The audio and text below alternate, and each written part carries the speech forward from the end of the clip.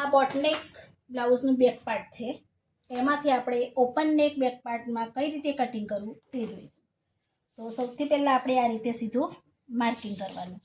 આ ગળીવાળો ભાગ છે, જો હુકાઈની પટ્ટીઓ રાખવાની હોય તો આ રીતે અહીંયા આ ખુલ્લા ભાગમાં કરવાનું અને બંધમાં કરવું. હુકાઈની પટ્ટીઓ ન રાખવી હોય તો બંધમાં કરવાનું આપણે.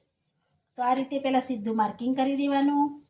ત્યાર પછી આ બેક પાર્ટ જે બોટનેક માટે આપણે કટિંગ કર્યું છે એ લઈ લેવાનું. બીજું કે હવે 10 ઇંચનું ગળું રાખવું છે કે 11 ઇંચનું ગળું રાખવું છે એ આપણે નક્કી કરી દેવાનું. તો અહીંયા 11 ઇંચનું ગળું છે તો જેટલી પણ અહીંથી આપણે જે શોલ્ડર પટ્ટી રાખવી હોય એ રીતે આ રીતે રાખી અને અહીંયા એક નિશાન કરી દેવાનું. તો મેં 3.25 ઇંચ ઉપર મેં અહીંયા નિશાન કરી છે. હવે આ નિશાનથી અહીંયા આપણે 11 ઇંચનું ગળું હોય તો 2.25 ઇંચ ઉપર આપણે બીજું નિશાન કરવાનું. તો અહીંયાથી તે અહીંયા મેં 2.25 ઇંચ ઉપર નિશાન કર્યું. આટલું થઈ જાય પછી અહીંયા એક આ રીતે નિશાન કરી દેવાનું અને એક આવી રીતે માર્કિંગ કરી દેવાનું. ત્યાર પછી અહીંયા એક સીધી નિશાન પહેલાં એક સીધી લીટી દોરી દો આ રીતે.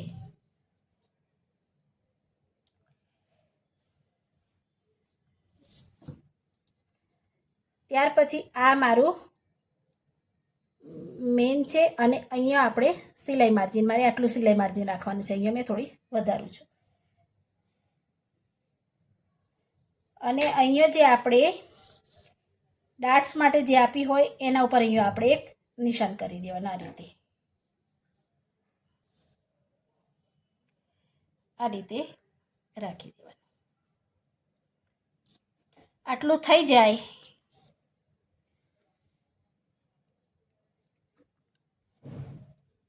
અહીંયા એક હવે આ જે નિશાન છે અહીંયા આપણે ડાર્ટ્સ માટે જે આપણે 4.5-5 ઇંચનું આપણે જે ડાર્ટ્સ લેવાનું હોય એનું જે માર્કિંગ કર્યું હોય એના ઉપર આ રીતે હાથ રાખવાનો પહેલાં. અને આ નિશાન, આ જે નિશાન છે અને આ નિશાન છે તો આ નિશાન છે એ અહીંયા લાવવાનું. આપણે દબાઈ રાખવાનું આ રીતે અને આ રીતે આપણે આવી રીતે ખસેડવાનું આ રીતે. હવે ત્યાર પછી અહીંયા આટલી ગેપ રહે છે તો અહીંયા દબાઈ અહીંયા આ રીતે અને ધીમે રહીને આપણે આ નિશાનને આ રીતે અડાડી દેવાનું. આટલું થઈ જાય પછી અહીંયા આપણે આ રીતે પાછું દબાવવાનું અને આ જે નિશાન છે અહીંયા જુઓ, આ જે નિશાન છે એનાથી આપણે આ બાર છે આપણી તો અહીંયા આપણે અહીંયા દબાવવાનું. અહીંયા આ રીતે દબાઈ રાખવાનું અને અહીંયા આ રીતે પેપરને અંદર ખસેડી દેવાનું. આ જે આપણું આ નિશાન છે એનાથી આપણે આ પેપરને આ રીતે ખસેડી દેવાનું. આ રીતનું થઈ જાય એટલે આપણે આ રીતે નિશાન કરી દેવાનું અહીંયા. અને અહીંયા જે રીતે આવે એ રીતે અહીંયા આપણે આ રીતે છાપી દેવાનું પહેલાં આવી રીતે.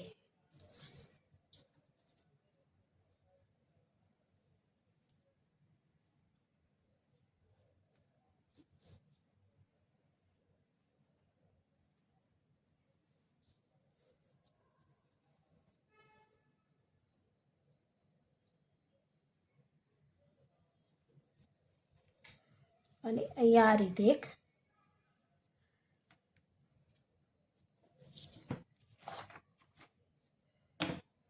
અને આ નિશાન અહીંયા આ રીતે દોરી દેવાનું.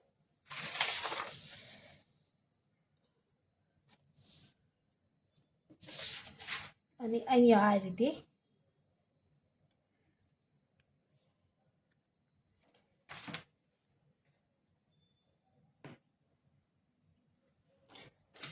હવે જેટલું પણ આપણે ગળું રાખવું હોય તો આપણે અહીંયા 11 ઇંચ ગળું રાખવાનું છે તો 11.5 ઉપર આવી રીતે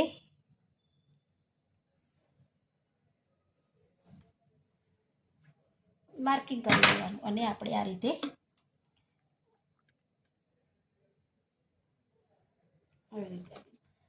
રીતે આપણે કરી દેવાનું. હવે તમે જોવો આ બોટનેક ગળું છે તો આ શોલ્ડરનો અડધો રાખ્યો છે તો જુઓ 7.5, અહીંયા 7.5 ઉપર આવે છે. તો અહીંયા એ 8.5 છે બોટનેકમાં, તો અહીંયા જુઓ કેટલું ગળું આવ્યું, 5.5. તો આપણે બોટનેક ગળામાંથી આપણે ઓપન નેકનું બેક પાર્ટ કઈ રીતે કટિંગ કરવું એ આપણે આ રીતે ડાયરેક્ટ આપણે આના ઉપરથી કટિંગ કરી દેવાનું. હવે આને આપણે કટિંગ કરી દઈશું.